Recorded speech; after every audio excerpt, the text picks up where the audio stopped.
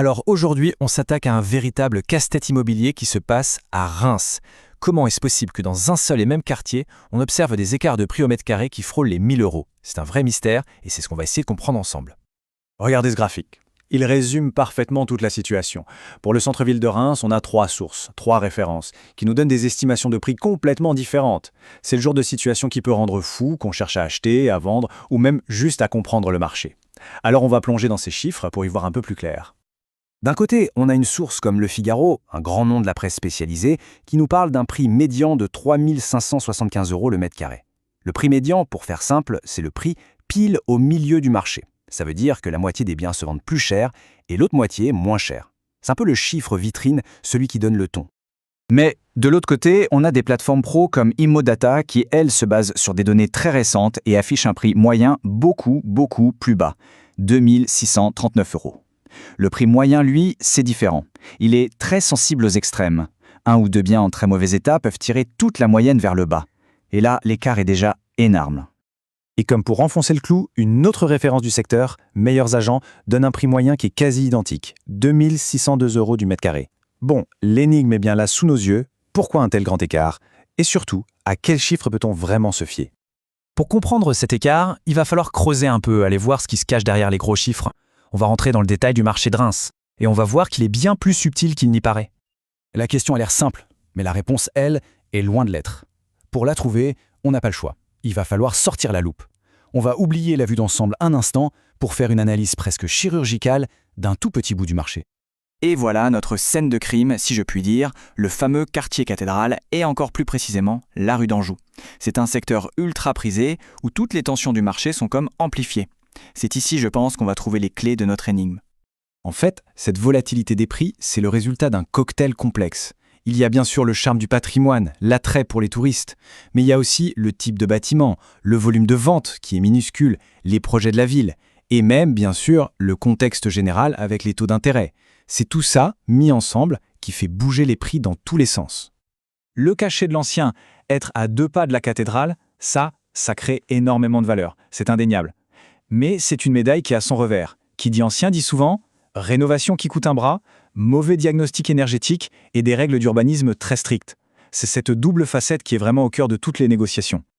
Et là, attention, cette slide est cruciale. Elle montre le paradoxe qui explique tout.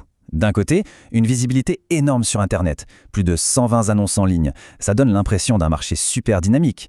Mais de l'autre, la réalité du terrain, un volume de vente ridicule, à peine 18 petites transactions enregistrées depuis 2014. C'est ce décalage qui explique notre énigme. Le prix élevé, c'est le prix affiché, un prix de souhait, alors que les prix plus bas, eux, reflètent la réalité d'un marché qui est en fait très lent, où très peu de biens trouvent preneur. Bon, maintenant qu'on a un peu décortiqué le présent, essayons de regarder dans la boule de cristal. À quoi est-ce qu'on peut s'attendre dans les 6, 12, voire 24 prochains mois dans ce secteur si particulier? C'est le moment de parler prévision. À très court terme, les prix devraient se calmer, se stabiliser. D'ici 6 à 12 mois, les experts s'attendent à une petite hausse, mais surtout sur les petits appartements, bien placés et en bon état. Et au-delà, sur un horizon de 1 à 2 ans, on devrait voir une croissance lente, mais qui va rester très dépendante de l'économie globale et des taux d'intérêt.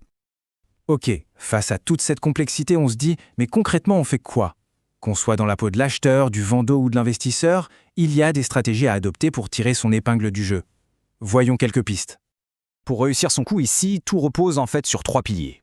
D'abord, fixer son prix avec une précision d'horloger. Ensuite, savoir créer de la valeur, souvent en rénovant intelligemment. Et enfin, déployer une vraie stratégie de commercialisation, digne d'un professionnel. Le point le plus important, c'est vraiment de ne jamais se fier à une seule source. La clé, c'est de trianguler l'information. On prend les estimations de la presse, les moyennes des portails, mais surtout, on va chercher les prix des ventes qui ont réellement eu lieu dans le quartier. Et en faisant ça, pour un bien en bon état rue d'Anjou, on arrive à une fourchette bien plus réaliste, entre 3 000 et 4 400 € du mètre carré. Dans un marché avec autant d'annonces, il faut absolument sortir du lot.